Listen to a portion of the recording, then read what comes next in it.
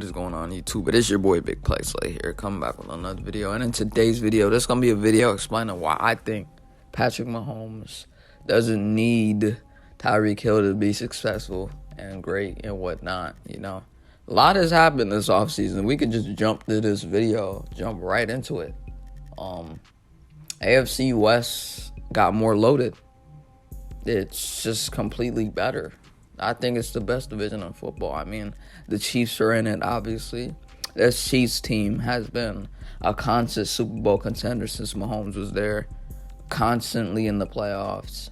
Even before Mahomes, they had Alex Smith. They were constantly in the playoffs, but that's why they drafted Mahomes, to get them over the hump and whatnot.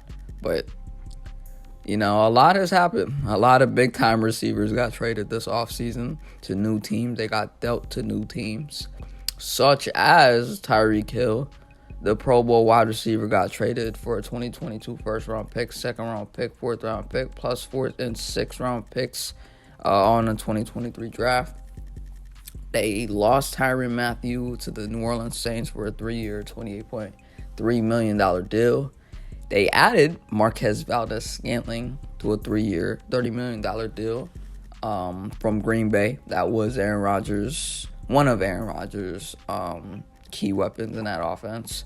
They also signed Juju Smith-Schuster to a 1-year, $10.75 million max deal. They added Justin Reed through free agency, also 3-year, $31.5 million deal. Now, they drafted Trent McDuffie at pick 21 from the University of Washington, DVU. They also added Sky Moore, wide receiver, Western Michigan, at pick 54. It's got some of Tyreek Hill's skill sets, not comparing them. All I'm saying is dude's got some of his similarities, and that's why they brought him to this offense. Now, when you look at Mahomes last year, dude was electric. I mean, last year, he had 37 touchdowns, 4,839 yards, 37 touchdowns, 13 interceptions, 98.5 QBR.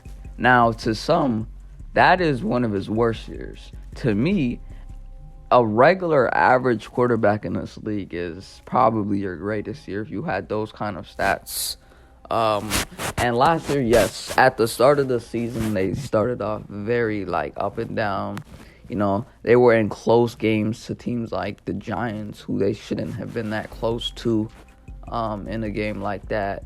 I mean, that team was in such a close game with them.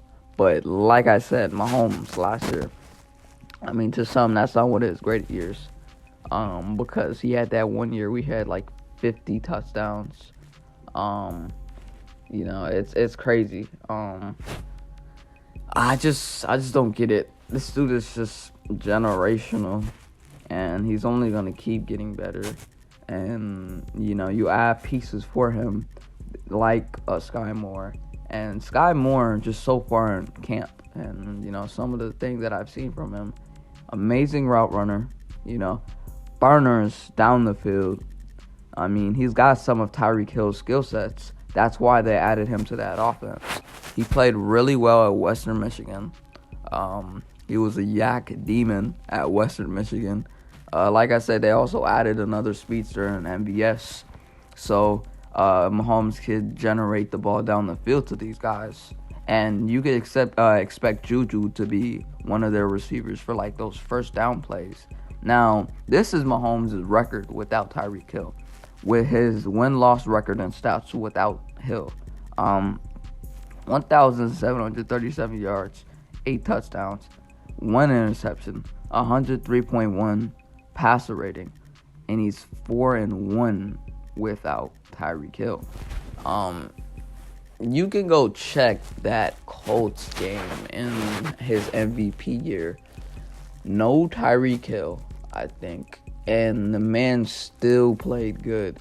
And the other day, I seen that Tyreek Hill said that he had Matt Moore as his quarterback, and he still played good against the Vikings. Okay, first of all, no disrespect to Tyreek Hill, but you act like Chad Henne didn't do good in that offense. Let's just be real here. That Andy Reid offense makes a lot of quarterbacks look good. So let's not act like Matt Moore was playing bad that day and he didn't throw the ball to you in your hands properly. Like, come on, bro. Just because his name isn't, like, really hitting the bell and whatnot doesn't mean you could really say that about him when he kept on throwing the ball well to you in that game. Now, Mahomes, on the other hand, in that, Colts game, without Tyreek Hill and his MVP year, he looked fantastic. I mean, that throw that he made in that game, I mean, he was rolling to his, I want to say, right, got out the pocket and just threw a laser to Byron Pringle. Another piece they lost this offseason that I forgot to talk about. But, yeah, I just don't think he really needs this guy. I mean, he's proven that he can, constantly do it without him. And you're going to see a lot more of that. I mean, you still have Travis Kelce on that offense. Kelce's a demon, bro. Travis Kelce's a beast.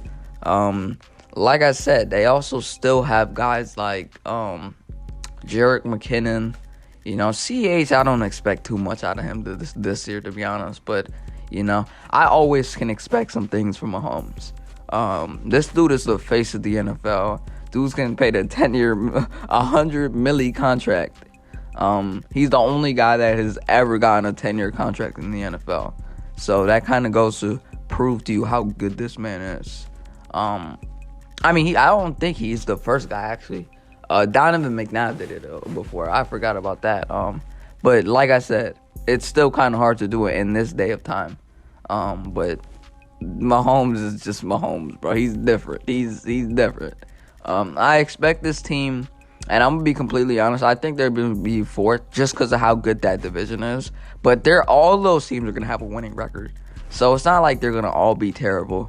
They're going to all have a winning record. But, Mahomes is still going to do Mahomes things. You still have Andy Reid intact. Still have a top 5 tight end in the game. This team's still going to be good. But y'all have a good one. We out.